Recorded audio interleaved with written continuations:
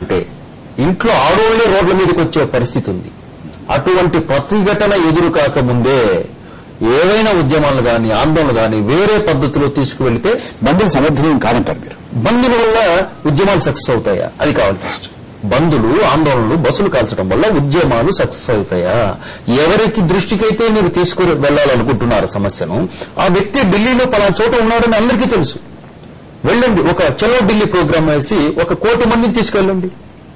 మీ సమస్య మీరు ఎందుకు సాల్వ్ చేసుకోలేరు? అటువంటి కార్యక్రమం చేయండి. ఒకవైపు తెలంగాణ కోసమే అంటున్నారు, తెలంగాణ ప్రజలను ఇబ్బంది పెడుతున్నారు. దీనివల్ల ఈ బంధుల వల్ల మన రోషే గారు చెప్పినట్టు సీమాంధ్ర రాయలసీమ తెలంగాణలో 3,000 కోట్ల రూపాయలు నష్టం వాటిల్లింది అని చెప్పారు. ఈ నష్టాన్ని మళ్లీ ప్రజల ద్వారా పన్నుల రూపంలో మేము వసూలు చేయాల్సి వస్తుందేమో అని చూచాయిగా చెప్పాడు.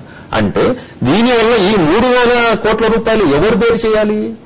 కాబట్టి ఈ 3,000 కోట్ల రూపాయలు ఎవరైతే ఈ సమస్యకు కారకులయ్యారో, రాయలసీమ కానివ్వండి, కోస్తా ఆంధ్ర కానివ్వండి, తెలంగాణ కానివ్వండి, వారి దగ్గర నుంచే రికవరీ చేయాలి.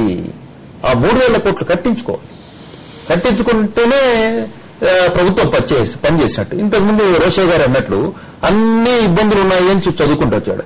అంటే నాకు ఇది చేత కావటం లేదని పరోక్షంగా ప్రజలకు చెప్పటమే.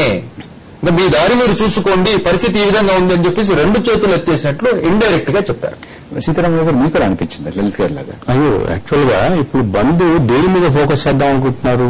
ఓ తెలంగాణ రాష్ట్రం కావాలని అందరూ ఒప్పుకున్నారు.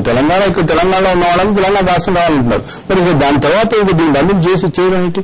కేవలం ప్రజలు ఇబ్బంది పెట్టడమే కాకుండా ఇక్కడ ఏదో మన కార్యక్రమం ముందు మొదట్లో కిషన్ జీ అవును ఆయన మాట్లాడినటువంటిది మీకు ఏమనిపించింది? అంటే నక్సలైట్లు, మావోయిస్టులు, వారి ప్రమేయం కూడా ఇందులో ఉండి ఇంత విధ్వంసం వాళ్ళు చాలా స్పష్టంగా ఏం చెప్తున్నారంటే, ఎక్కడైతే ఉద్యమాలు ఉంటావో, ఎక్కడైతే పోరాటం ఉంటుందో మేము అక్కడ ఉంటాము అంటున్నారు. అంటే పోరాటం మీద దృష్టి పెడుతున్నారు కానీ ప్రజల భవిష్యత్తు మీద కానీ ప్రజల యొక్క ఇబ్బందులు కలిగి వాటి మీద దృష్టి పెట్టలేదు.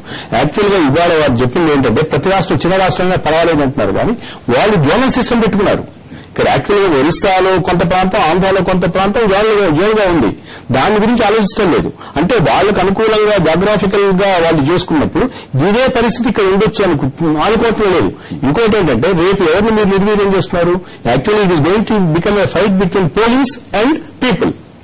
అక్కడ ఏంటంటే ప్రజలు చాలా పెద్ద ఎత్తున విద్యార్థులు కూడా పాల్గొంటారేమో. విద్యార్థులు పాల్గొంటారు. విద్యార్థులకు ఇప్పటి నుంచి మీరు ఏం నేర్పిస్తున్నారంటే, శాంతి భద్రతను కాపాడవలసినటువంటి అవసరం ఎవరికీ లేదు.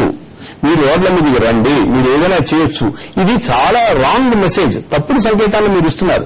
ఇవాళ ఇంత ముందు ఎక్కడ ఫారిన్ కంట్రీస్ లో ఏదైనా చేయదలుచుకుంటే వాళ్ళు ఎక్కువ, జపాన్ లో ఉందనుకోండి, ఏదైనా ఇబ్బంది వచ్చి చేయదలుచుకుంటే ఎక్కువసేపు వాళ్ళు పనిచేసేవాళ్ళు. అట్లాంటి కల్చర్ అది మనం యాక్చువల్ గా ఎంకరేజ్ చేయాలి. కానీ ఒక రకంగా చూస్తే సీతారామరావు గారు, ముందు ఈ రాజకీయ పక్షాల జాయింట్ యాక్షన్ కమిటీలో సోమవారం లోపు ఏదో ఒక రకమైనటువంటి అనుకూలమైనటువంటి ప్రకటన రాకపోతే మంగళవారం నుంచి నిరవధికంగా బంద్ అన్నారు. అది కాస్త పోయి కనీసం ఒక రోజుకి వచ్చింది. ఒక రోజుకి వచ్చిన తర్వాత 2వ తారీఖున అంటున్నారు. అంటే కొంతలో కొంత మెరుగు ఎక్కడ మెరుగవుతుందండి?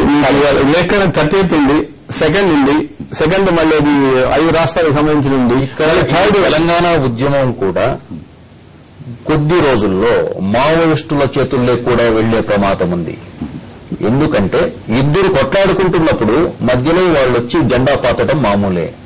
కాబట్టి ఈ ఉద్యమం అనేదాన్ని ఈ మావోయిస్టులు హైజాక్ చేశారండి. ఒక మాజీ పోలీస్ అధికారిగా నేను అదే చెప్తే కొంచెం ఇబ్బందిగా ఉండేది కానీ, నేను ఇప్పుడు వారు చెప్పిన తర్వాత నేను ఒకటి స్పష్టపరచదలుచుకున్నాను. ఇక్కడ యాక్చువల్ గా మంచో చెడో ప్రభుత్వాలు చేసినటువంటి పనుల వల్ల కానివ్వండి, వాళ్ళు నిర్దిష్టమైనటువంటి ఆలోచనల కానివ్వండి, ఇక్కడ మావోయిస్టులు కొంచెం వీకెన్ అయ్యారు. ఆల్మోస్ట్ ఇక్కడ వాళ్ళకు ఫుడ్ అనేది వాళ్ళకు కావాల్సినటువంటి ఇది పోయింది అనేటువంటి అభిప్రాయం కాదు. దాదాపు 2 నెలల నుంచి వాళ్ళు స్ట్రెంగ్తన్ అవుతున్నారు. ఇవాళ తెలంగాణ ఉద్యమం కానివ్వండి, అటు పక్కన సీమ ఉద్యమం కానివ్వండి, అక్కడ ఎక్కడైతే ఐజం ఉంటుందో, ఎక్కడైతే ఉద్యమం ఉంటుందో, ఎక్కడైతే పోరాటం ఉంటుందో అక్కడ వ్యవస్థలు స్పష్టంగా చెప్తున్నారు. వాళ్ళకి కావాల్సింది ఏంటంటే వాళ్ళు స్ట్రెంగ్తన్ కావడం కోసం.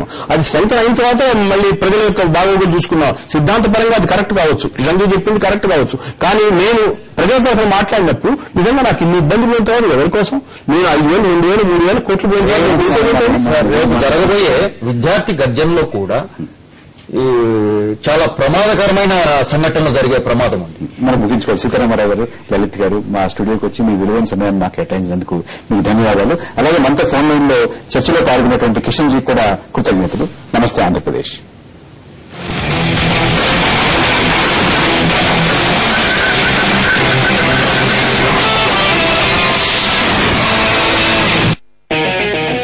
కొత్త తరపు కొత్త స్టైల్, ప్రతి మోముపై ఒక స్మైల్, కొత్త డిజైన్ కు కొత్త రేంజ్, మార్చేసింది ఫ్యాషన్ మస్తీ కైనా